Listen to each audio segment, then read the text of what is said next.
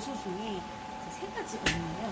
첫 번째는 제가 방금 살짝 교체를 했던 딥클린 솔루션이라고 해서 일반적으로 선생님 시험 끝나실 때마다는 이렇게 클렌징 솔루션으로 간단하게 워싱 작업을 다 하시는데 딥클린이라고 해서 이 아이는 모든 안에 전체 튜빙에 쭉 저 솔루션을 채워놓고 서킹을 해서 풀려가지고 때를 내보내는 역할을 하는 아이예요. 그래서 60일마다 교체를 하게 되어 있고 여기 뒤에 보시면 시스 솔루션 필터라고 해서 지금 보시면 제가 설명드렸었던 이 시스 솔루션이 이렇게 바로 유입이 되게 되는데 이 용액이 바로 유입돼서 셀을 만드는 게 아니라 혹시나 있을 수 있는 이물질이나 버블 같은 거를 저 필터에서 한번 걸르고 그 다음에 셀을 만들어요.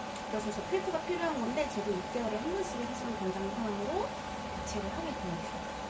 그리고 여기 앞에 제가 설명드렸던 이 풀스태틱 펌프가 장착이 되어 있어요. 그래서 이 아이도 말랑말랑 고무로 이렇게 되어 있다 보니까 플루이드 레이시 속도가 빠르게 되면 빠를수록 대구대구도 빨리 올라가가지고 6개월에 한 번씩 이렇게 교체를 하는 거에 사실은 권장사항이에요. 그래서 이렇게 세 가지 부품을 교체를 하면서 메인테인을 하실 수가 있어요.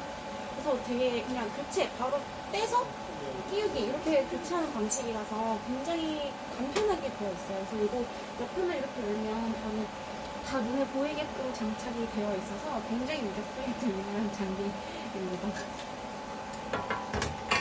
온 김에 잠깐 설명을 드렸고요.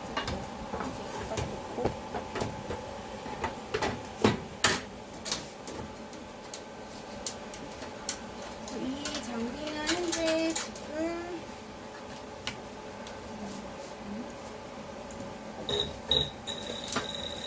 스리레이 적까지 장착이 되어 있는 장비인데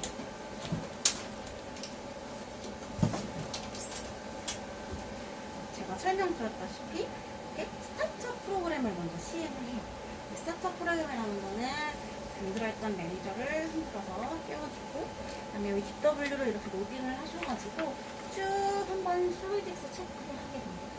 그래서 처음에 그날의 처음 사용자가 딱 한 번만 점검해주시면 되는 부분이라서 로그북 보시고 이전 사용자가 했는지 안 했는지만 체크를 해주시면 되세요. 원래는 이게 이제 24시간에 한 번 시행인데 아무래도 이제 매일매일 사용 안 하실 수도 있으니까 그래서 그날의 첫 사용자가 시행해주세요 라고 안내를 드리고 있어요. 뭐 장비를 껐다 켜서 다음 실험을 하신다고 하더라도 시행 안 하시고 그냥 바로 측정하시면 되겠습니다. 그래서 만약에 앞에 사람이 안 했다 라고 하면 스타트 프로그램이 시행되지 않았습니다 라는 메시지가 뜨게 되어 있어요. 그래서 걱정 안 하시고 사용을 해주시면 되시고요. 이게 한 10분 정도 소요가 되다 보니까 제가 먼저 이렇게 시작을 해 놓았습니다. 장비 구성 보시면 옆에 피스 탱크 있고요. 그 다음에 웨이스트 바틀 있어요. 이게 둘 다 어차피 리퀴드 레벨 디텍터가 다 여기 장착이 되어 있어요. 그래서 웨이스트가 꽉 차게 되면 좀 알람이 울리고 오히려 또 시스가 부족하면 또 알람이 울리게 되어 있기 때문에 사용 전에 일단은 채우고 비워주시는 게 원칙이지만 그래도 알람을 울려서 알려준다는 사실이 있습니다. 그리고 잠그실 때 요거는 이제 이동할 때랑 꽉 잠기는 거라서 사용하실 때는 그냥 얹어만 주세요. 왜냐면 이제 프레셔 때문에 장비가 데미지를 입을 수도 있어서 이렇게 얹어주신 상태에서 이제 시작을 하면 되겠습니다. 펴시는 건 이 장비 뒤편에 있고요. 그 다음에 1층 컴퓨터라서 그냥 바로 펴주시면 되세요. 그래서 소프트웨어 진입을 해주시면 알아서 이 아이가 장비를 인식을 하면서 잘 연결됐습니다 라는 건 여기 하단에서 확인을 하실 수가 있어요.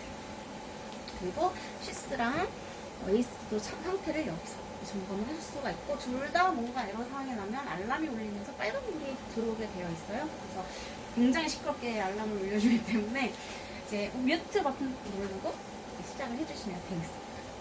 그리고 지금 이 보시는 이 프레임이 전부예요. 소프트웨어가 정말 간단하게 되어 있고 혹시 이제 시작하기 전에 각자 이제 한 분씩 어떤 실험 지금 이 장비를 하시고 계신지 조금 간략하게 힌트를 주실 수 있을까요? 먼저 말씀해 주세요. 저는 그 이뮤노 페노타입 게임이랑 나노 사이즈 파티클들 파퓰레이션 분리하는 것들 많이 쓰거든요. 그럼 혹시 몇 컬러 정도 피노타이핑은 몇 컬러 정도 하세요? 3컬러.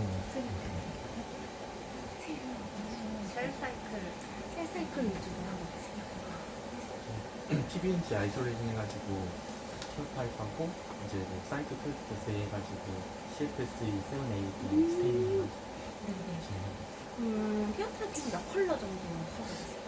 지금 컬러 하고 컬러도 있어요. 그냥 네. 이다 아니다. 네. 뭐 이렇게.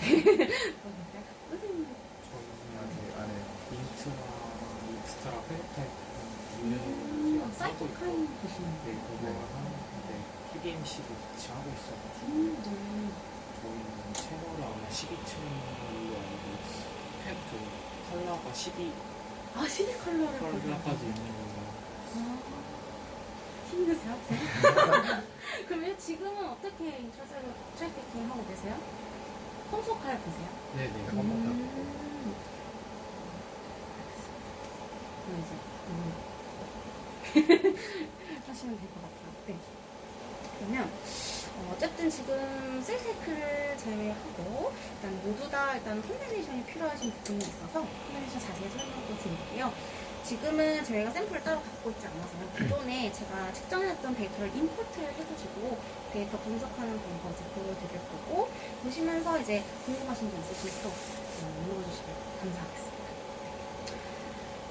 셀사이클 같은 경우에는 정량적으로 이제 비교를 하시는 부분이다 보니까 비록 천천히 측정하기는 해도 왜 저희가 왜 옛날에 수학 시간에 미적분 생각나시죠? 이렇게 카운트 수가 많으면 많을수록 이렇게 그래프가 더 매끈하게 되는 부분은 있어요. 그래서 기존의 이미노나 피어타핑 정도라면 이제 로그스칼로 그냥 대충 상대적인 비교만 하시니까 너무 레어한 아이들이 아니라고 한다면 사실 10,000개 정도만 해도 분석이 굉장히 충분히 잘 되는 경우인데 셀사이클은 이제 예쁜 데이터를 위해서 좀 많이 셀을 필요로 하는 실험이기도 합니다. 네.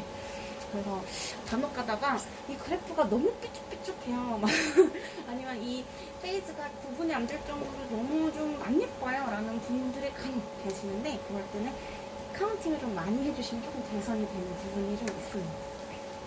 그리고 이게 아무래도 그래프도 상대적으로 이렇게 나타나게 되다 보니까 적게 읽었을 때랑 많이 읽었을 때 인텐시티 양상이 조금 이렇게 이동하기도 해요. 그런 부분들도 있다는 것을 좀 염두해 두시고 측정을 해주시면 되시고요. 처음에 이제 샘플 로딩해서 쓰실 때 여기 보시면 자세히 보시면 지금 이제 프로브가 샘플 안에 담겨져 있는데 이게 이제 그냥 대기 상태에서는 워싱 스테이션이라고 해서 하얀색 박스 안에 저 프로브가 담겨져 있어요. 이 아이는 어떤 역할을 하냐면 이 안에서 이제 흘러 들어간 실수가 여기에도 계속 흘러 들어가고 있거든요. 그래서 각 튜브가 바뀔 때마다 자동으로 프로브에 남아있던 거를 내뿜고 워싱을 하는 역할을 디폴트로 자동으로 하고 있습니다. 근데 이제 추가적으로 더 하시고 싶으실 때는 이 백플러시 누르시면서 추가적으로 다음 샘플 측정하기 전에 캐리어볼을 좀 더 건설시키실 수가 있어요. 네. 그런 식으로 이제 로딩하시고 샘플 측정하기 전에 백플러시를 할 수 있다. 그런 점이 있고요. 샘플을 또 로딩하게 되면 이 프로브가 자동으로 믹싱을 하게 되어 있어요. 그래서 이 디폴트 값으로는 아마 1초에서 3초 정도를 믹싱을 하게 되는데 이 부분도 이제 나는 조금 더 뭐 가감을 하고 싶다 하시면 사실 조절은 할 수가 있어요. 근데 이게 또 공동 부분이다 보니까 이제 디폴트 값으로 이제 사용을 하고 계시는 거고 네, 그런 부분이 있습니다. 그래서 로딩과 백플러시 기능을 설명을 드렸고 제가 설명드렸던 아주 간략하게 설명드렸던 이 모니터링 창 다시 자세히 보시면 초당 이벤트 수가 어떻게 되는지 나오고 있어요. 사실 저희는 세포를 측정을 하기는 하지만 그거 세포를 측정하긴 하지만 이제 입자성을 가지면 모두 다 이제 측정을 하게 되잖아요.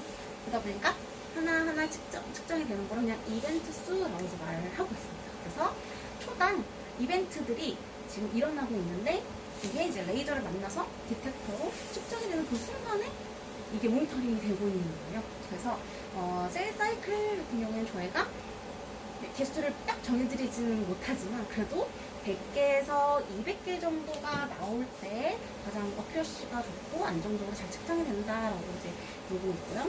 그 외에 이제 머밀리스를 그냥 일반적으로 로그 스케일로 보실 때는 1000개에서 2000개 정도로 이제 보시는데 이것도 저희가 정해드릴 수 있는 부분은 아니에요. 그래서 그날의 샘플 상태에 따라 너무 스티키한 상태다 아니면 지방 세포 있다, 좀 크기가 크다, 이런 식으로 좀 샘플 상태에 따라서 사실은 플로레스 조회를 하시면 되시는 부분이거든요. 보통 일반적으로는 깔끔한 상태에서 1000개에서 2000개 사이로 모니터링을 하시면서 플로레스 이제 조절을 하게 됩니다.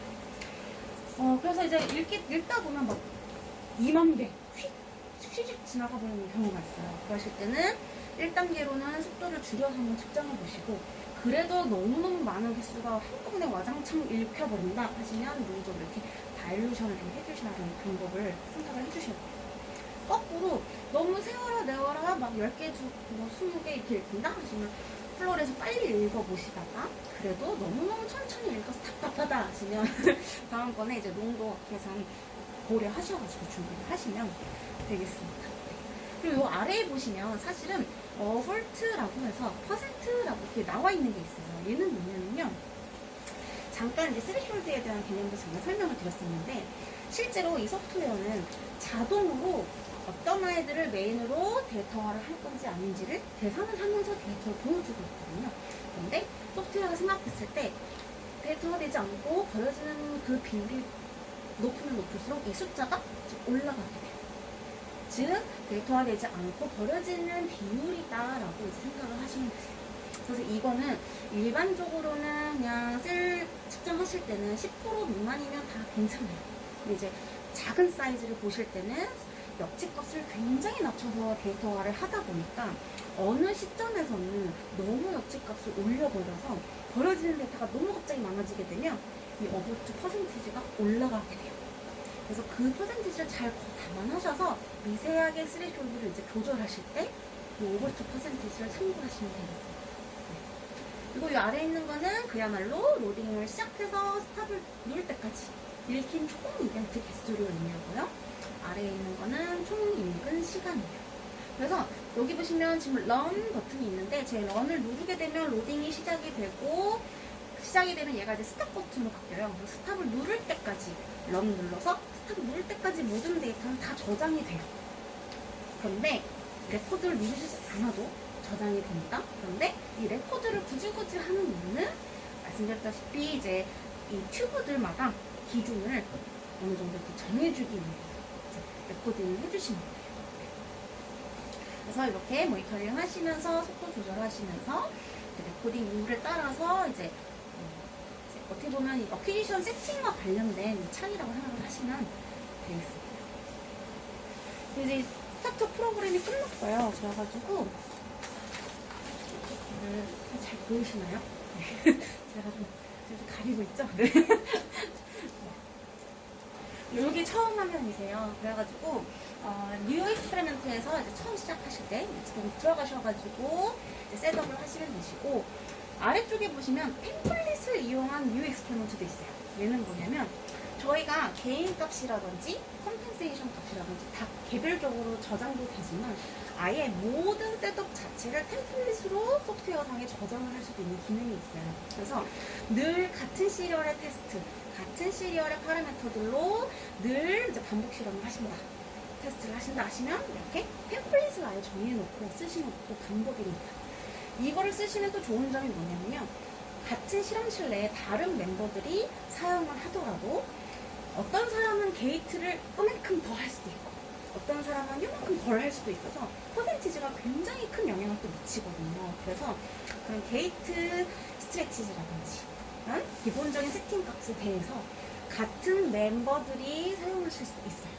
같은 이제 스트레치를 가지고. 네. 그래서 이 템플릿을 또 이용하시면 그런 점이 굉장히 좋은 점이에요. 그래서 템플릿을 이용해서 새로운 실험하실 때 이렇게 진행을 해주시면 되는데, 처음에는 아무래도 셋업을 하시다 보니까 이제 뉴익스페리먼트 들어가셔가지고 시작을 하시면 되시고요.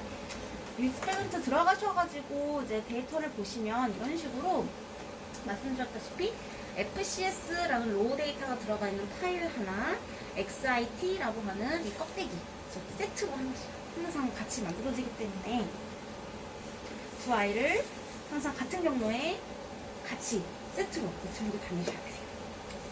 그래서 여기 그리고 바탕화면에다가 보시면 여기 이게 셋업 파일이에요. 그래서 요거 그냥 USB로 들고 가셔가지고 컴퓨터에 그냥 설치하셔가지고 바로 분석해보실 수 있어요. 이렇게 사용해보실 수 있고요. 오늘은 제가 데이터를 임포트를 해서 보여드릴게요.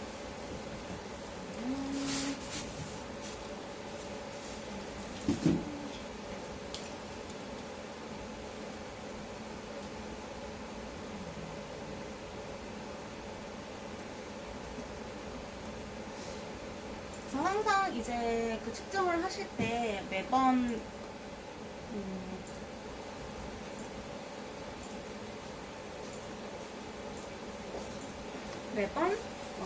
이제 준비를 하셔야 되는 부분이 파이널 낡아 볼 테스트 샘플뿐만이 아니라 아무것도 형광이 염색되어 있지 않은 언스테인 샘플 항상 준비를 해주셔야 되고, 항상 이 아이가 그날 실험하는 데이터 결과의 기준값이에요. 이 아이를 기준으로 얼마나 형광이 포지티브하냐를 이제 비교하는 데이터들을 이제 보셔야 되기 때문에 이 아이를 항상 준비를 하셔야 되고, 또 이제 컴펜세이션, 멀티 컬러를 하시는 경우에는 컴펜세이션 이슈들이 항상 발생하기 때문에 싱글 튜브 한 가지씩만 발현을 하도록 준비가 되어 있는 그 튜브들을 준비를 하셔서 이제 하나씩 체크를 해주시면 되겠습니다. 그래서 처음에는 이 그 플랫이 FSC, SSC를 여기서 다크plat에서 불러오실 수가 있는데,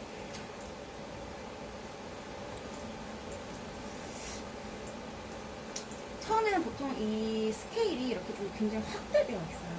저희는 0부터 10의 7승까지를 펼쳐볼 수 있는 스케일을 가지고 있어요. 그래서 굉장히 넓은 스케일을 보고 있는 건데, 보시는 것처럼 우리는 이 큰 도화지에서 일부분만 이렇게 보고 있는 거예요. 그러다 보니까 마치 플랫이 벽에 붙어 있는 것처럼 보이는데, 이거는 우리가 보지 못하는 플랫들이 아니라 스케일 문제가 있어서 이게 좀 아주 내로하게 이렇게만 보고 있는 거거든요. 그래서 이런 경우에는 손바닥 중에 글씨가 없는 빈 손바닥을 이용하셔가지고 이렇게 어디까지 플랫들이 나타나는지를 살펴봅니다. 이렇게 보시면 이제 더 이상 나타나지 않는다 라는 구간이 보였어요.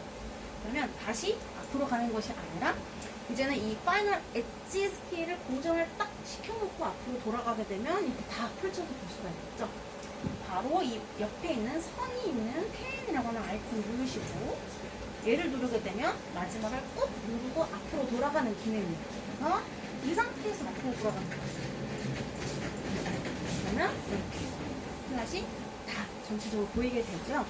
이때 보시면 0에 가까우면 가까울수록 찌꺼기들, 그래서 데브리들이라고 저는 설명을 해요. 왜냐면 어느 정도의 세포가 이제 괜찮은 상태에 우리가 측정하고자 하는 타겟셀들은 어느 정도의 크기와 어느 정도의 복잡도를 가지고 있지만, 얘네들이 짜개지고 쪼개지고 데브리들이 되면은 이렇게 0에 가까운 거의 뭐 크기도 없고 복잡도도 없는 아이들의 형태로 이렇게 찍히게 되거든요. 근데 만약에 너무너무 포퓰레이션이 누가 봐도 좀 두 개 같기는 한데 너무너무 가까워서 구분이 안 되는 거예요. 그러면 1차적으로는 하실 수 있는 방법이 여기 에퀴션 세팅에 들어갑니다. 저희가 지금 로딩을 하고 있다는 가정하에 지금 보고 있는 거예요. 그래서 이때 우리가 살펴봐야 할 것이 FSC와 SSC의 개인 세팅 값을 보는 거예요. 이 개인 세팅 값이라는 것은 인텐시티 자체를 더 밝게 줄 것이냐 적게 줄 것이냐를 결정하는 요소이기 때문에 스케일에서 올리는 게 아니라 이 값 자체를 더 밝게 볼 것이냐 적게 볼 것이냐를 여기서 이제 결정을 해주시는 거예요. 그래서 수치를 입력하셔도 상관없지만 위에 G라고 적혀있는 손바닥이 있어요. 이 G 손바닥을 이용하셔서 파퓰레이션을 잡고 원하는 위치까지 올려주시는 거예요. 그러시면 이 개인 세팅, 이 밝기를 더 밝게 해라 라고 이제 명령을 주는 건데, 셀이, 타겟 셀이라면 여기에 반응을 해서 쭉 같이 인텐시티가 밝아져요. 근데 데브리들은 영향을 받지 않기 때문에 0 근처에 계속 머무르게 됩니다. 이렇게 되면 이제 데브리랑 나의 타겟 셀이 좀 더 명확하게 세파레이션이 되면서 구분이 되는 거죠. 그래서 1차적으로는 이렇게 개인 세팅으로 구분을 좀 하실 수가 있어요. 두 번째로는 여기 보시면 줌인이라는 기능이 있습니다. 그래서 돋보기 모양의 플러스 요 아이가 이제 줌인을 하는 기능인데 그야말로 얘를 클릭하시고 드래그를 하시는 만큼을 확대해 주는 기능입니다. 네, 그래서 조금 더 명확하게 구분을 하실 수가 있고 그래도 구분이 어렵다. 그러면 마지막으로 세 번째로는 어떤 방법이 있으시냐면 현재 보시는 닷플랫 타입은 그야말로 좌표처럼 띵띵띵띵 찍히는 방법이지만 사실 이 화살표를 눌러보시면 덴시티에 따라서 구분을 해낼 수 있도록 도와주는 그래프 타입들이 있어요. 첫 번째는 덴시티 플랫, 두 번째는 슈도, 세 번째는 컨투어라는 아이들인데요. 얘네들은 뭐냐면 이렇게 보시는 것처럼 밀집도에 따라서 흑백 명암으로 보이는지 색상으로 나타내는지 아니면 고등선처럼 이렇게 선으로 경계선을 나타내는지 이렇게 세 가지를 더 그리실 수가 있어요. 그래서 보통은 이제 이 전체 이벤트에 대해서 분석하는 것이 아니라 나의 메인 타겟 셀을 먼저 골라내서 그 아이들을 가지고 이제 분석을 하셔야 되다 보니까 이 위에 보이시는 게이팅 툴들을 이용해가지고 이렇게 명확하게 경계선을 그어주게 되거든요. 근데 만약에 이것이 너무 구분이 만약에 어렵다라는 상태라면 이렇게 밀집도를 나타내는 그래프를 이용하셔가지고 여기에서 명확한 그 경계선을 여기에서 이용하실 수가 있어요. 그러시면 여기 게이팅을 했지만 이 타겟 셀에 대해서 이쪽으로도 색상으로도 보여주거든요. 그래서 이렇게 활용을 하실 수가 있고 이 아이는 우클릭을 해보시면 이름도 바꿀 수 있고 색깔도 바꿀 수 있고 또 이제 이오 게이팅 스트래티지에 대해서 다른 튜브에도 이제 적용을 해라 라고 이제 명령을 내리실 수가 있어요. 그래서 이 셀에 대해서 분석을 하겠다 하시면 먼저 이 셀에 대해서 이제는 더 이상 전체 이벤트를 모두 레코딩하는 게 아니라 이 셀 안에 들어오는 팟플랫 개수에 의해서만 저장을 해라 라고 레코딩 룰도 정하실 수가 있고 그리고 이 셀에 대해서 분석을 해라 라고 여기 보시면 제목칸에 더 이상 올 이벤트가 아닌 분석하고자 하는 상위 개념을 이제 지정해 주실 수가 있습니다. 네, 이런 식으로 넣어주실 수가 있고요. 그래서 첫 번째로 이제 저희가 본 게 모니터링 하면서 파퓰레이션을 보면서 스케일을 조절했어요. 그 다음에 이 파퓰레이션을 더 명확하게 구분해내기 위해서 개인 세팅을 해보기도 하고 그 다음에 이제 스케일을 확장도 해보기도 하고 이렇게 다른 플랫타입을 그려서 구분해내기도 해봤습니다. 이런 식으로 나의 타겟셀이 좀 명확해졌다 하시면 다음 주제 하셔야 될 게 형광지제 분석인데요. 이제 형광값에 대해서도 우리가 항상 언스테인을 기준으로 하잖아요. 근데 만약에 우리는 지금 10의7승까지밖에 못 보기 때문에 이 네거티브의 기준점이 너무 높아지게 되면 파지티브가 더 나올 공간이 없어지게 돼서 오히려 이 10의7승을 벗어나는 경우가 발생할 수가 있고 거꾸로 너무너무 값이 낮은 경우에는 현재 이 FSC, SSC처럼 둘 간의 구분이 안 되는 경우도 발생할 수가 있어요. 그때도 이제 이렇게 개인 세팅을 하실 수가 있는데요. 원스텐 샘플을 걸어서 이제 측정을 해봅니다. 측정을 해봤을 때 이렇게 히스토그램 타입 파라미터 하나만 나타내는 이 히스토그램 그래프를 여셔가지고 똑같이 이렇게 스케일 비어있는 손바닥 이용해서 스케일을 찾아보시는 거예요.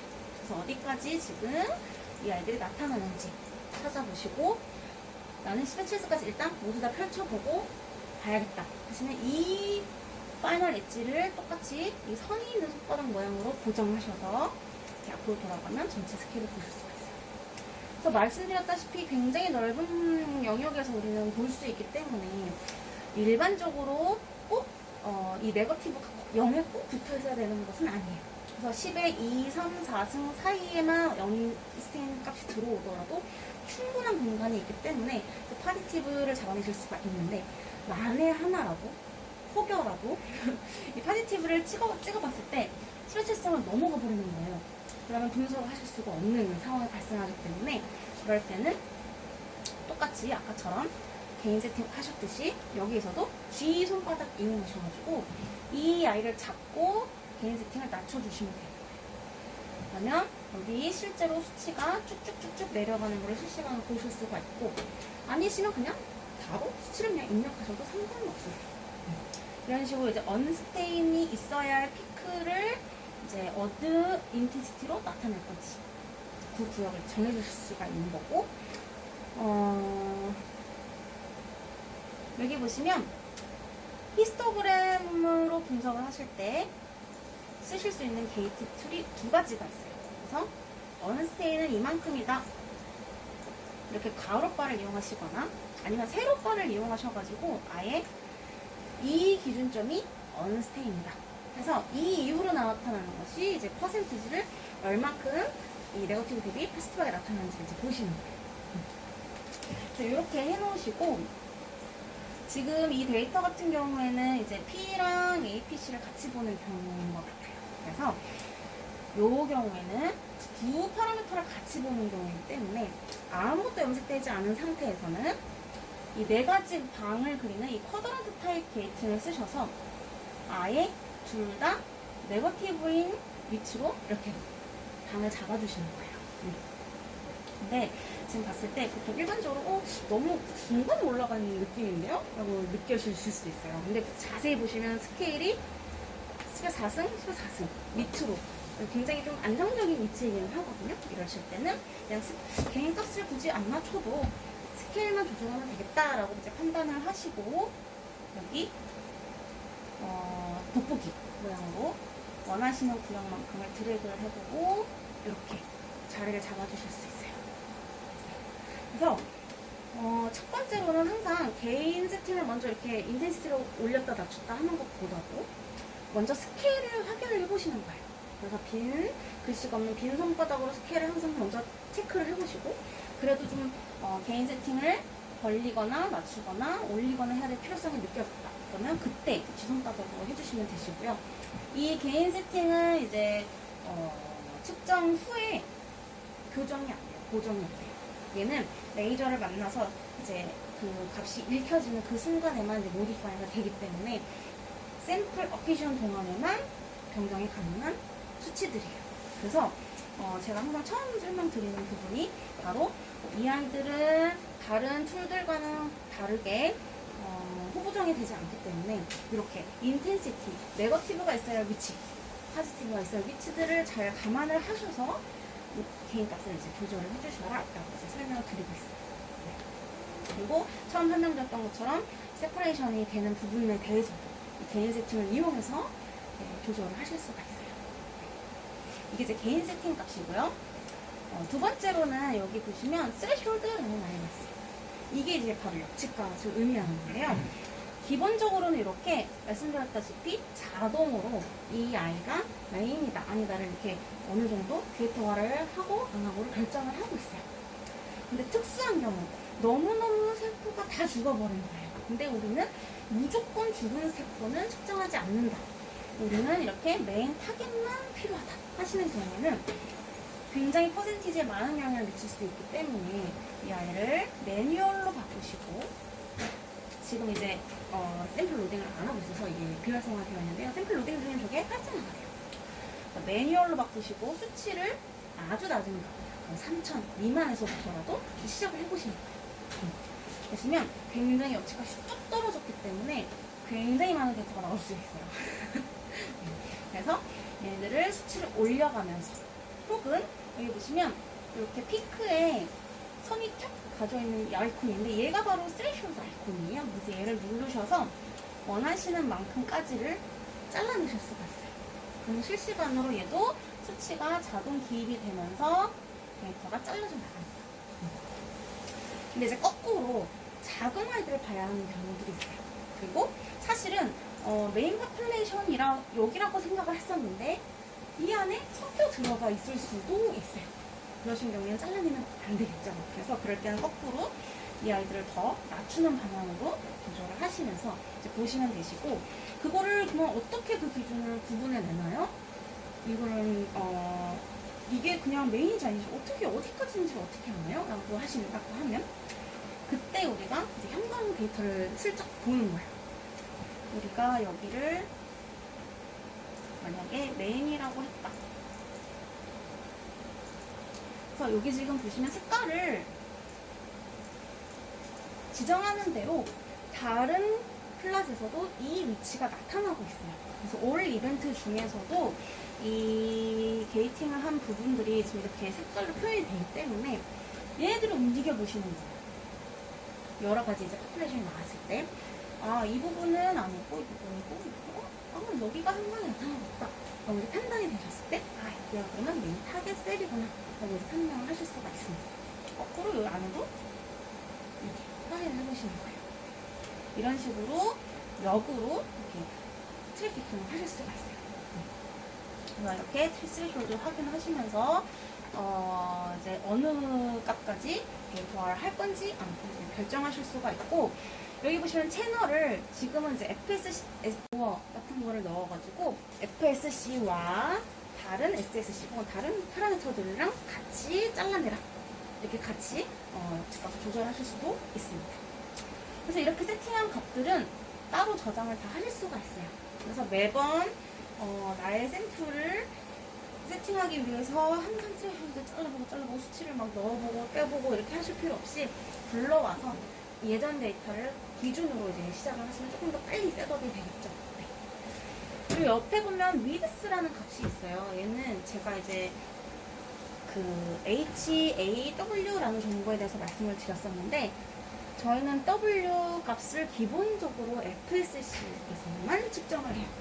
그래서 저희가 그 파라미터를 여기를 누르면 파라미터 변경이 가능하다고 말씀을 드렸었는데, A 값들이 있고 H는 여기 하이트에 들어가셔가지고 선택하실 수가 있어요. 근데 W는 지금 FSC에서만 측정을 했기 때문에 FSC에만 W 값이 들어가 있어요. 근데 만약에 나는 이런 싱글렉 데이팅, 이런 데이터 정보의 조합을 W랑 하고 싶은데 FSC가 아니라 다른 아이랑 하고 싶다. 그러실 때는 여기 어케이션 세팅에 위드스에 들어가셔가지고 채널을 바꾸셔야 돼요.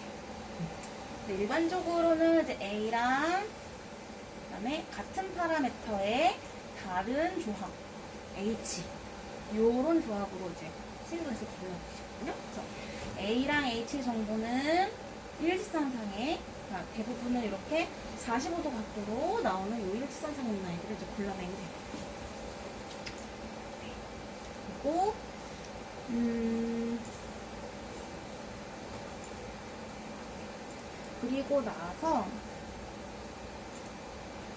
그리고 나서 엑스포트 파일, 엑스포트 카탈로그 요 두 가지 방법이 지금까지 셋업한 거를 따로 저장하는 방법이에요. 파일로 저장하는 방법은 그야말로 이 수치들을 통째로 파일로 그냥 저장하는 방식이어서 아까 바탕화면에 보셨던 그런 파일들이 이제 형성이 되는 거고, 여기 보시는 엑스포트 카탈로그는 이 소프트웨어 상에다가 등록을 하는 방식이에요. 그래서 얘를 눌러보시면 이름을 이제 지정을 할 수 있게 되어 있고, 다음번 실험부터는 카탈로그에서 불러오시게 되면 이런 식으로 날짜별로 내가 저장해 놓은 세팅 값을 불러오시는 방식이에요. 그런데 이거는 말씀드렸다시피 이 소프트웨어 상에서만 적용이 가능한 거고, 이 파일 값을 이제 가져가게 되면 사실 이 장비에서 이제 셋업한 이 수치를 파일로 다른 공유 장비나 다른 곳에 가셔서 임포트를 하셔가지고 쓰실 수가 있는 거죠. 그래서 측정을 하실 수가 있고, 단지 이제 조심하셔야 할 부분은 장비마다 가지고 있는 채널 수만 아니면 세팅이 되어 있는 이 규격이 다 다를 수가 있거든요. 그래서 그 부분만 주의하셔가지고 내가 측정해놨던, 내가 저장해놨던 그 규격이랑 동일한지만 비교를 하셔서 활용을 하시면 되겠습니다. 그래서 이게 가장 사실 중요해요. 측정하실 때는 이 정보가 측정할 때만 이제 변경이 되다 보니까 조금만 주의하셔서 이제 측정을 해주시면 되시고, 이렇게 셋업이 되신 후부터는 넥스트 튜브 누르시면서 이제 측정을 하실 수가 있어요. 그래서 세팅이 된 상태에서 넥스트 튜브를 누르시면 동일한 세팅 값으로 그 값이 적용이 돼요. 근데 만약에 앞서서 측정했던 세팅 값이랑 좀 달라요.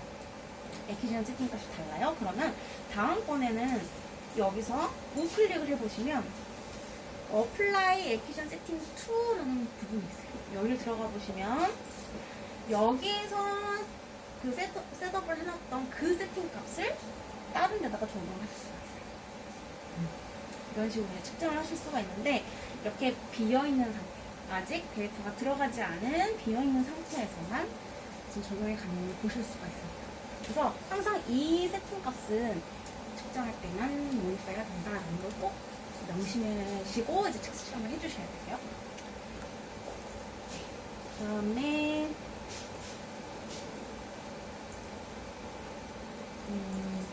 그래서 이런 식으로 넥스트부 누르시면서 쭉 이제 측정을 하시면 되시고요. 여기 보시면 파란색 표시가 있고 초록색 표시가 있어요. 얘는 지금 측정이 안 된 상태고, 파란색 튜브 표시는 스타트를 누르고 임의로 스탑을 눌러서 데이터를 저장한 케이스고, 이 초록색 튜브들은 일정한 룰에 의해서 레코딩이 된 데이터지예요. 그래서 보시는 것처럼 둘 다 데이터들은 이렇게 다 멀쩡히 다 살아있어요. 네. 대신에 이제 스타핑 룰들에 따라서 저장이 됐느냐, 내가 임의로 저장했느냐, 이 차이일 뿐입니다. 네. 그래서 이렇게 해서 측정하시면 되시고, 그래서 보통은 레코딩 하시기 전에 계속 세팅을 하시다가 넥스트부 누르고 세팅을 하시다가 마지막에 세팅된 값으로 저장하실 때 그때부터 새로 유튜브 누르셔가지고 레코딩 하세요. 왜냐면 이미 이제 앞서서 측정해 놓은 데이터들도 그냥 레코딩을 눌러버리면 그 상태에서 눌러버리면 날아가 버리거든요. 네. 그래서 이렇게 새로 튜브를 만드셔가지고 보통 레코딩을 시작하세요. 그래서 이렇게 해서 모니터링을 하시면서 타겟을 잡으면서 스케일 조절해서 개인 세팅을 하시면서 이제 저장을 하시면 되겠습니다. 여기까지가 이제 어피션을 하면서 보셔야 할 부분들이에요. 여기까지 혹시 질문 사항 있으실까요? 어플리케이션 세팅할 때 보통 초기 값을 몇 추로 두고 시작을 하는 개인 거예요? 세팅이시죠? 여기 보시면 사실은 이 디폴트 값을 막 누르시는 분이 계세요. 근데 이 디폴트는 누가 어떤 값을 어떻게 저장해놨는지 몰라요. 왜냐면 set as 디폴트는 누구나 누를 수 있는 버튼이거든요. 그래가지고 사실은 어떤 값이 불러올지 모르지만 전 명확한 값은 레코멘드 값이에요. 이 레코멘드 값은 장비를 마지막으로 점검했을 때 가장 그 측정한 날 레이저 세팅 그에 따라서 가장 개인값이 최적화되어 있는 값으로 이제 불려져 들어오는 값이거든요. 그래서 맨 처음에 도대체 나는 개인값을 어디서부터 시작해야 될지 모르겠다 하시면 레코멘드를 한번 누르시고 QC가 잘 되어 있다는 믿음을 가지시면서 레코멘드 누르셔서 시작하시면 되거든요. 그리고 이 수치를 봤을 때 파지티브가 너무너무 이렇게 막 잘려나가고 막 벗어나는 거예요. 그러실 때, 그러니까 원스테인도 찍어보고, 재빨리 파지티브 한번 찍어보시는 거예요. 벗어나는지, 안 벗어나는지. 그래서 만약에 벗어난다. 그러면 그 아이를 기준으로 개인 세팅 값을 낮춰야 되겠죠. 네. 그래서 그렇게 유념하셔가지고 개인 세팅 조절하시면서 하시면 되시고, 오히려 그리고 너무 언스테이랑 현관값이 또 붙어서 나오는 경우들도 있어요. 그럴 때는 개인값이 굉장히 낮은 상태예요. 그러면 개인값을 또 올리셔가지고 조금 더 이 간격을 벌리실 수가 있어요. 네, 그렇게 해서 선생님 샘플에 맞게, 선생님 그 현관 조건에 맞게 한번 세팅을 해놓으시면 이 아이를 저장을 하셔가지고 불러오셔도 되시고, 그다음부터는 조금 더 그래서 수월을 해주실 거예요. 그리고 아니면 매번 이 포맷을 쓰신다 하시면 이거를 아예 여기 보시면 네 맞아요, 파일에서 세이브 에즈 템플릿 하실 수가 있어요. 이렇게 활용하실 수가 있어요. 또 질문 있으실까요? 쿼터 타임 말고 네. 더블 스퀘어로는 안 그려지나요? 요 쿼드런트 말고 여기 보시면 네모 있어요. 네모를 이렇게. 근데 이게 게이팅을 하면요 색깔이 정말 랜덤하게 나와요. 그래서 이게 뭐 이런 색깔 있지? 이러실 수도 있어요. 근데 그럴 때 당황하지 마시고 그냥 우클릭 하셔서 원하시는 색깔 보시면 되시고요. 그래서 네모는 이런 식으로 이렇게 쓰실 수가 있는데, 이렇게 보시면 아시겠지만 이건 정말로 어떻게 보면 굉장히 그 경계선을 주관적으로 결정을 하게 돼요.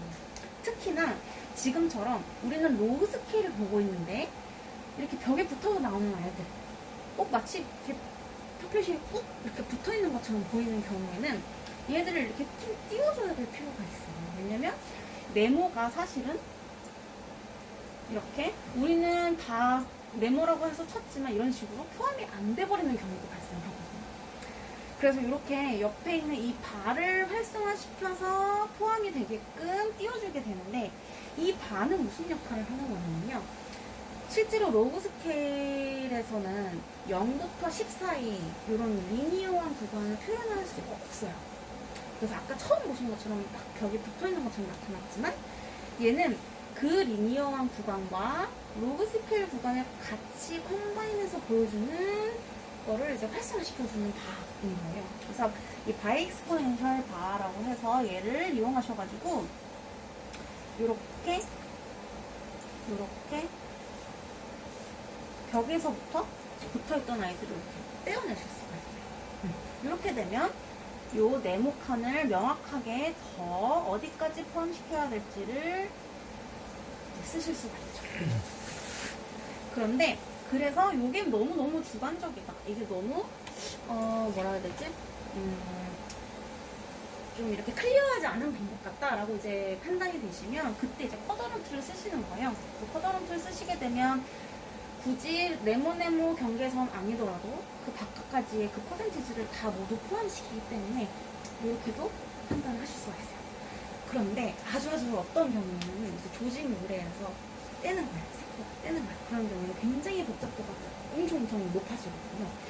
그래서 분명히 나는 싱글 그 파지티브를 걸었는데도 불구하고 이렇게 마치 꼬리가 이렇게 달려서 올라가는 것처럼 자꾸만 이 더블 파지티브 영역을 막 침범한다라고 하시는 경우에는 이렇게 고정된 타입이 아니라 힌지드라고 해서 같은 쿼더런트 타입이지만 꼬리를 올렸다 내렸다 경계선을 조금 더 유드립게 사용하실 수가 있어요. 그래서 이 아이를 이용하셔가지고 쓰시게 되면 네모 경계선을 조금 더 명확하게 하면서도 그 경계선을 조금 더 유드립게 유연성 있게 사용하실 수가 있습니다.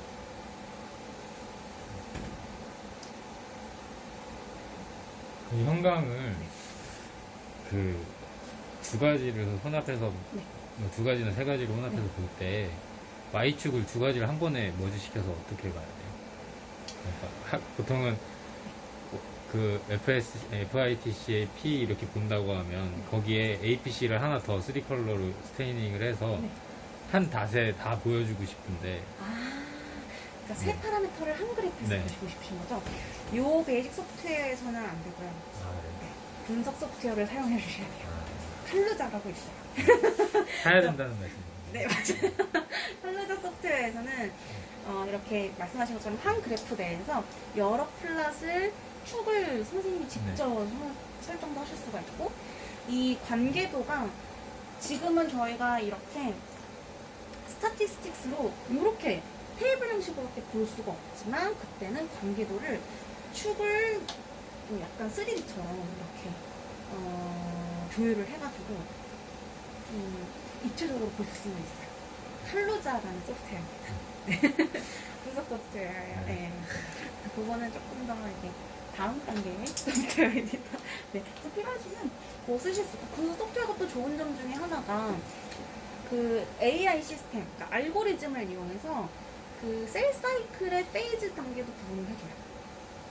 그래서 여기서 얻은 데이터를 가지고 그 칼루자 소프트웨어 인풋을 하시면 이 소프트웨어가 쭈루룩 그동안의 데이터들을 이제 기반으로 알고리즘을 쭉 돌려서 S기는 여기까지예요. G제로는 여기까지예요. 라는 거를 쭉 데이터화를 딱 해줘요. 그런 점도 굉장히 좋은 점이죠. 이건 얼마? 가격은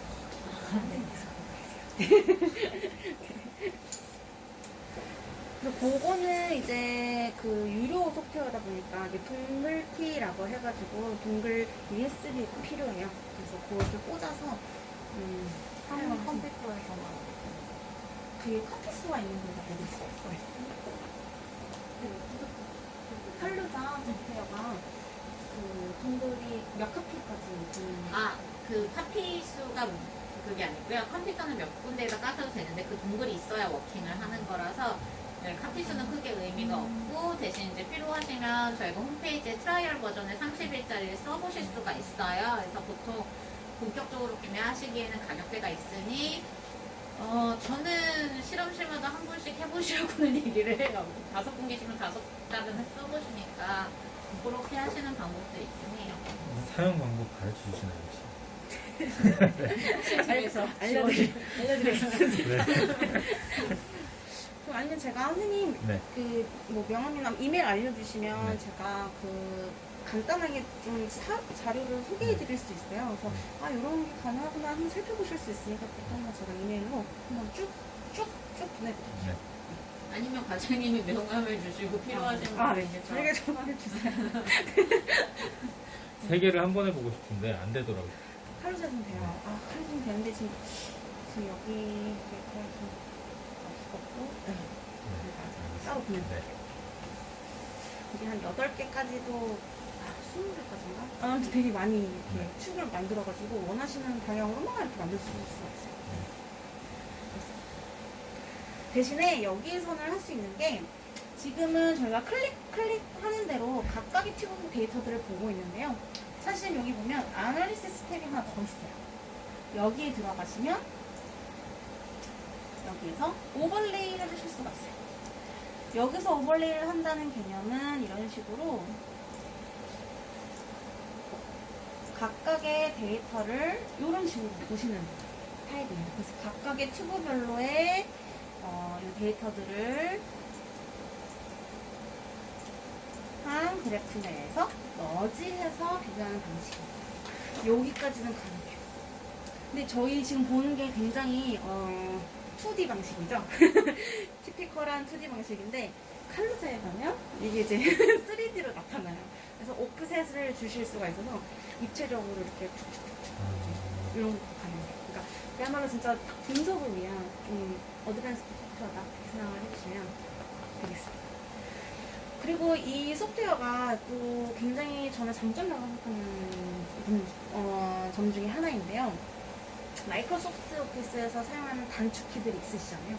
전체 선택은 컨트롤 A, 취소는 컨트롤 Z, 컨트롤 Y 이런 것들이 다 먹혀요. 컨트롤 C, 컨트롤 V도 돼요. 그래서 꼭 얘네들을 PDF로 떠서 가져가서 캡처해서 잘라서 이렇게 쓰실 필요 없이 그냥 각자 선생님 컴퓨터에서 이 데이터 컨트롤 C, PPT로 컨트롤 V 혹은 뭐 교수님께 레포트를 해준다. 얘 컨트롤 C, 이메일로 컨트롤 다 가능해요. 그래서 이렇게도 활용을 하실 수 있습니다. 그래서 데이터 정리하시기가 굉장히 편하실 거예요. 이렇게 언어리 시스템에서도 분석이 가능하다라는 점. 네. 여기 추가적으로 더 궁금하신 점 있으실까요? 아무튼 두 분은 실제로 아직 사용 전이시라서 아마 사용해보시면 궁금한 점이 아마 폭발하실 거예요. 네, 그때 설명을 드릴 테니까 또 연락주시면 더 자세히 알려드릴게요. 네, 시간 관계상 컴펜세이션으로 빨리 넘어가겠습니다. 그래서 여기 보시면 컴펜세이션을 오토 컴펜세이션 하는 방법이 있어요. 그래서 사실은 3가지 파라미터까지는 매뉴얼이 가능하거든요. 얼마든지 휘리릭 이제 왜냐면 이 손바닥 툴이 굉장히 빠르게 적용이 되기 때문에 휘리릭 적용 끝, 분석 끝 이렇게 하실 수가 있는데 5개, 6개 이렇게 늘어나는 순간 굉장히 복잡해져요. 그래서 그때 이제 오토 컴펜세이션 들어가시는 건데 여기 뉴 컴펜세이션으로 들어갑니다. 들어가 보시면 똑같이 저장을 하고 시작을 하게 되어 있고요. 이렇게 지금 현재 장착되어 있는 파라미터에 맞춰서 어떤 걸 측정할지를 선택하게 되어 있어요. 측정을 할 때 그것이 셀든지 비드인지 여기서 말하는 비드는 각각의 형광 다이들을 이렇게 바인딩할 수 있는 비드예요. 그야말로 이제 뭐든지 다 붙을 수 있게 이렇게 되어 있는 비드라서 여기 붙이는 거죠. 그래서 이렇게 체크를 하시고 OK를 누르시면 선택한 파라미터에 대해서 모든 튜브들이 생성이 되고요. 이렇게 준비해 오신 거를 가지고 오셔서 이제부터는 똑같아요. 그래서 개인 세팅 맞추시면서 세퍼레이션 했다가 뭐 인텐시티 값 조절했다가 이렇게 타겟, 셀, 애플레이션을 잡아주시고요. 그 다음에 넥스트 튜브 누르셔서 각각의 이제 싱글 파지티브이기 때문에 FITC는 FITC 피크가 나타날 거예요. 그래서 이렇게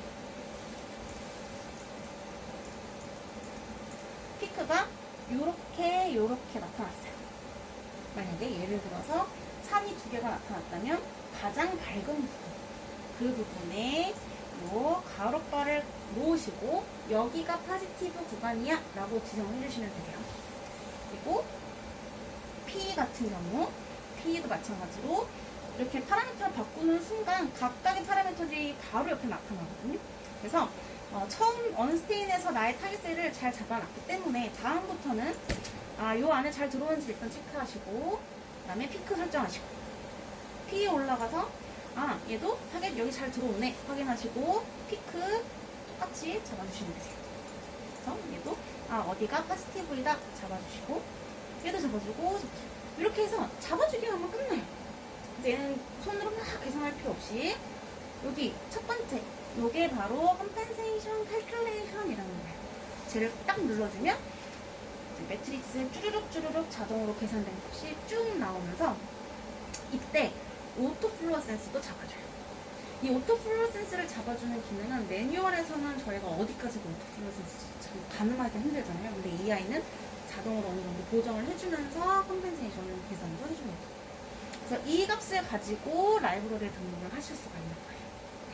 그래서 이런 식으로 저장을 해 놓으시면 아까처럼 저희가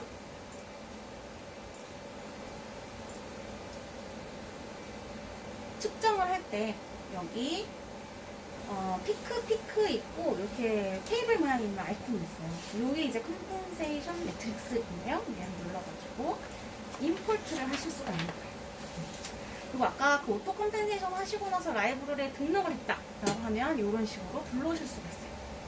근데 이제 컴펜세이션 데이터를 이제 아무래도 처음에는 조금 미숙하셔가지고 여러 번 이제 테스트를 해보실 수도 있어요. 그래서 월요일 날도 측정해보고 화요일도 측정해보고 수요일도 측정해봤어요. 근데 안타깝게도 월요일 날은 FRTC가 좋았고 화요일은 PE가 좋고 수요일은 APC가 괜찮게 나온 거예요.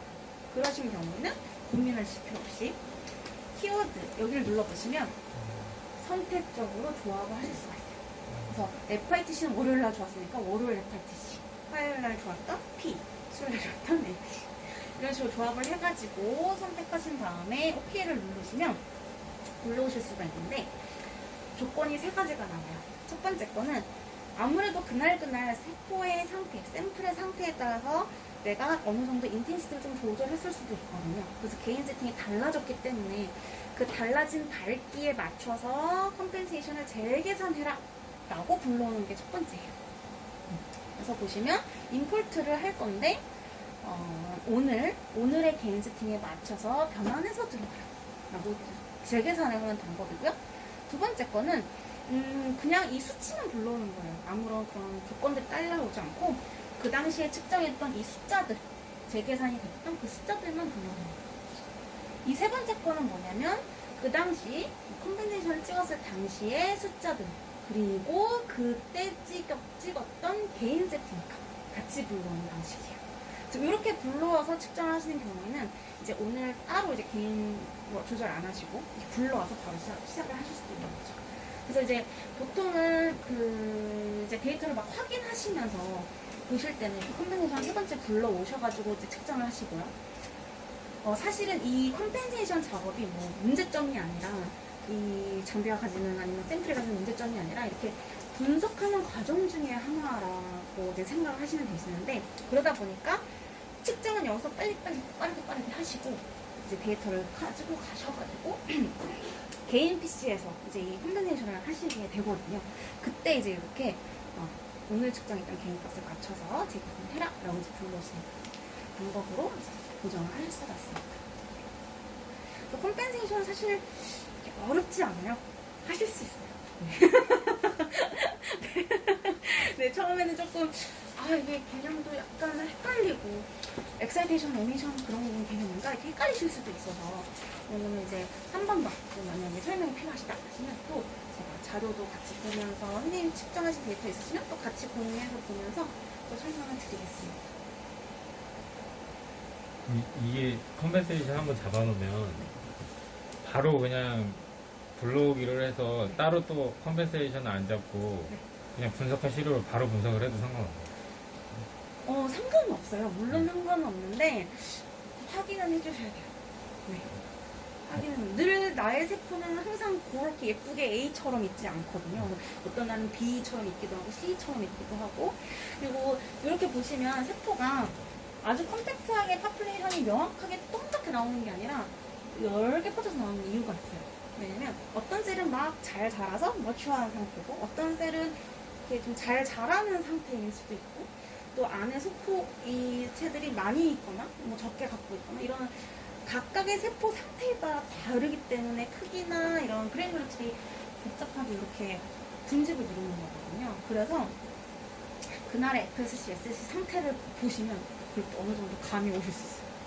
아, 오늘 약간 애들이 좀 달라 라고 판단이 되시는 경우에는 이렇게 한번 꼭 체크를 해주셔야 돼요. 컴퓨터에서 잡을 때 그 FSC, SSC 보면 그 잡는 샘플마다 저게 포지션이 조금 다르면 사실 샘플 프랩이 잘못됐다라고 봐야 돼요. 아니에요. 그렇지 않아요.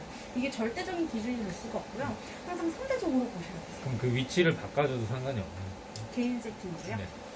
네, 그거는 이제 선생님, 샘플에 맞춰서 제가 그래요, 아니요 이렇게 말씀을 드릴 수가 없어요. 네. 그날 네거티브 셀 상태에 따라서도 비교적 다르게 볼 수도 있는 거고, 여러 가지 변수들이 있기 때문에 그날의 샘플 상태, 형광의 개인 세팅 상태에 맞춰서 판단을 해주셔야 되시고, 이제 그 컴펜세이션이 잘 됐다 안 됐다의 판단을 이 수치로만 확인을 하기는 조금 어려워요. 간혹 가다가 컴펜세이션이 굉장히 많이 되게 되면은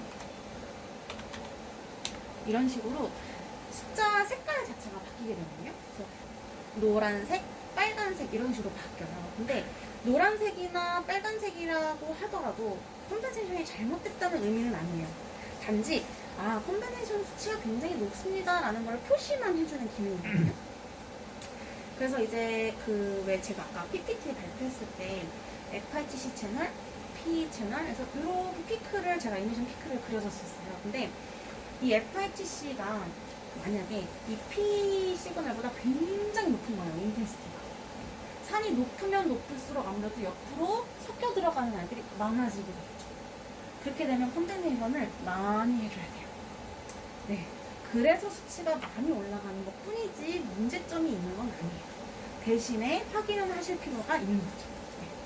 그러면 스테인 하는 조건도 적절하게 해야겠네요. 맞아요. 그래서 이 패널 디자인을 하실 때 제가 아까 홈페이지를 알려드렸던 이유가 선생님 쓰시는 이 플로어에 따라서 많이 섞여 들어가는 아이가 간접적으로 이제 영향을 많이 주기 때문에 그 아이들을 마커를 좀 어느 정도는 떼어내서 좀 디자인을 하실 필요가 있어요. 그래서 컴펜세이션 이슈는 그렇게 디자인에서부터 사실은 조금 감안을 해주셔야 돼요. 네.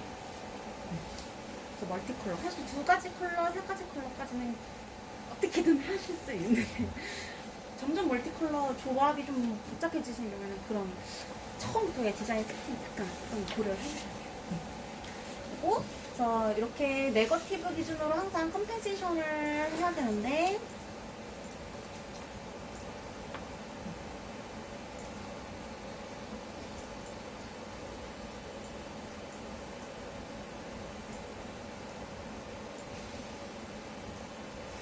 지금 보시면 만약에 오버 컴펜세이션이 돼요. 이렇게 이런 식으로. 그러니까 C 손바닥을 이렇게 쓰시면서 이렇게 조절을 하실 수가 있는데, 너무너무 많이 이렇게 오버가 되면은 어떤 현상이 벌어지면은 이런 식으로 삥 휘어버리는 경우가 있습니다.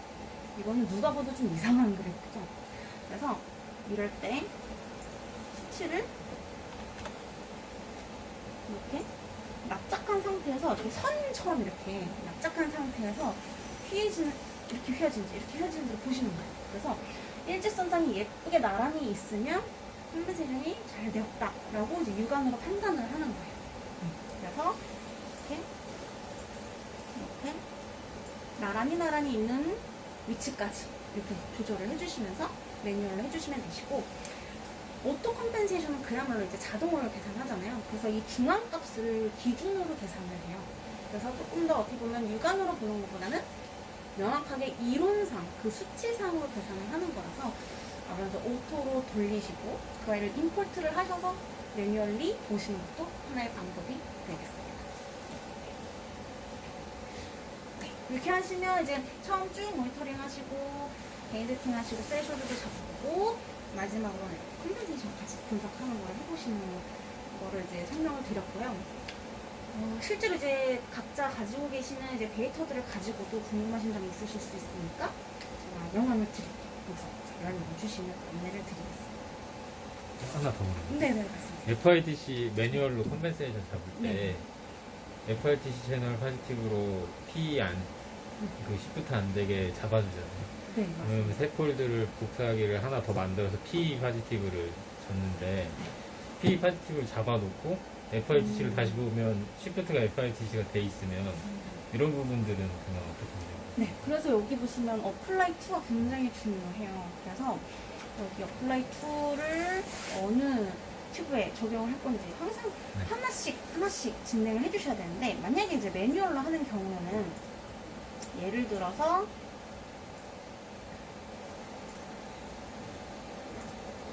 일단 좀 다 지울게요. 지금처럼 이렇게 4가지를 만약에 보는 경우에요. 샘플이 지금 싱글 튜브를 각각 4개를 측정했다고 가정하에 처음 FITC 싱글을 측정했을 때 이 아이가 만약에 FITC 튜브라고 한다면 FITC 파라미터에 대해서 여기 보시면 닥플롯을 한 가지 축에다가 FITC를 넣는 거예요. X축에는 FITC 고정을 해놓고 나머지를 조합을 해주시는 거예요. 이렇게 조합을 해주시면 FITC에 죄송해요. FITC에 대해서 각각의 채널에 섞여 들어갔는지 아닌지를 이렇게 비교를 하시는 거고, 이때는 반드시 다른 튜브에서 보시는 게 아니라 FITC 염색한 튜브에서만 보셔야 돼요. 기준을 명확하게 하기 위해서 FITC 기준으로 보시고 적용을 해주고 그 다음에 다음 튜브로 넘어가는 거예요. 적용한 상태에서 이번에는 P 튜브를 보시는 건데, 이때 보실 때는 이제는 더 이상 FITC가 아니라 이럴 때는 다 지우시고 다시 그리시는 거예요.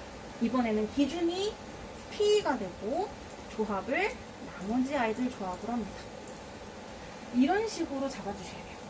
간혹 가다가 이렇게 P 채널을 열고 FITC를 막 잡으려고 애쓰시는 경우가 있어요. 이렇게 하시는 않고 각각의 FITC는 FITC 튜브에서 컴pen세이션 잡아주고 그 다음에 다 적용한 다음에 넘어가서 그 다음에 각각의 P 채널에선 P만을 보고 이런 식으로 봐주시면 이렇게 약간 여기서 했는데 들어갔더니 뭐 이렇게 휙 넘어가 버렸네 라는 현상이 조금 개선되실 수 있어요. FITC 잡고 다 P 적용하시고 폴더에 어플라이를 해주라는 말. 그쵸. 그래서 적용하고 그다음 적용하고 그다음 이렇게 하나씩 스텝 바이 스텝을 해주셔야 돼요.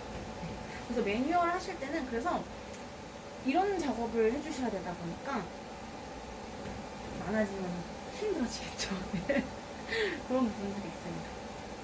그래서 꼭 이렇게 각 채널에서는 각각의 채널만 비교를 해주셔야 돼요.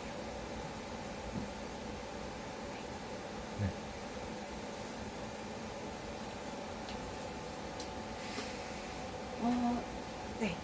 저는 사실 여기까지고요. 가장 중요한 게 하나 남았어요. 뭘까요, 여러분? 클리닝이에요, 클리닝. 클리닝 꼭 해주셔야 됩니다. 그래서 여기 보시면 실험 끝나시고 나면 사이토메터 메뉴 들어가셔서 아까 처음에 했던 거는 스타트 프로그램이에요. 근데 이번에는 데일리 클린 여기 데일리 클린 들어가셔가지고 얘는 스텝이 두 가지로 나눠져서 진행이 되는데 첫 번째는 이 파란색 희석하지 않고 원액 그대로 부어서 튜브에 부어서 실험하시는 거고, 이게 이제 일정 시간이 지나면 스텝 2가 딱 떠요. 그때 이제 DW 넣으셔가지고 클리닝을 해주시면 되세요. 만약에 이제 실험하시는 튜브가 막 50개, 100개 샘플량이 굉장히 많으신 경우에는 이제 그룹별로 조금 그룹핑을 하셔가지고 중간중간 튜브에 얘 한번, DW 한번 이런 식으로도 이제 실험이 왜냐면 굳이 데일리 클린 들어가지 않고 끊기지 않고 이제 한 그룹 끝나면 클리닝하고 그 다음 그룹 끝나면 클리닝하고 이런 식으로 튜브를 그냥 넥스트 튜브 생성하셔가지고 진행하시는 것도 방법이에요. 그러면 조금 더 이제 클리어하게 측정하실 수가 있고 실험이 끝난 후에는 무조건 이 교육을 하셔가지고 다른 분들이 사용하실 때도 쾌적하게 사용하실 수 있도록 배려를 해주시면 감사하겠습니다. 여기까지입니다. 감사합니다. 너무 드릴게요.